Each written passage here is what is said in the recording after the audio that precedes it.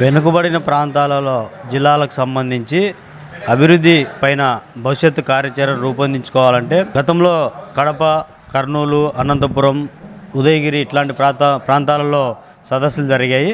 విజయవాడ ఇక్కడ ఉత్తరాంధ్ర జిల్లాలంటే శ్రీకాకుళం, విజయనగరం ప్రాంతాల నుంచి కూడా ఇది అందరికీ ఒక ప్రధాన కేంద్రంగా ఉంటుంది. ఇక్కడ మొత్తం రాజకీయంగా ఒక హెడ్ క్వార్టర్ లాగా విజయవాడ కేంద్రంగా ఉంది. కాబట్టి ఈ ప్రాంతంలో కూడా పెద్ద ఎత్తున ముఖ్యమైన వాళ్ళందరినీ సమీకరించి భవిష్యత్తులో ఉద్యమానికి ఒక వేదిక కావాలని చెప్పి ఇక్కడ ఈరోజు ఈ సమావేశం ఏర్పాటు చేయడం జరిగింది.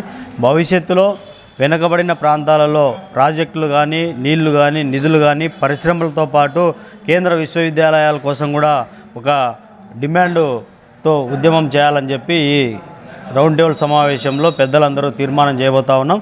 దీంట్లో మేము కూడా విద్యార్థి సంఘం కూడా భవిష్యత్తులో విద్యార్థులను, యువకులను కూడా ఆంధ్రప్రదేశ్ సమగ్ర అభివృద్ధి కోసం చేసేటువంటి ఉద్యమాల్లో మేము కూడా భాగస్వాములు అవుతామని చెప్పి మేము తెలియజేస్తాం.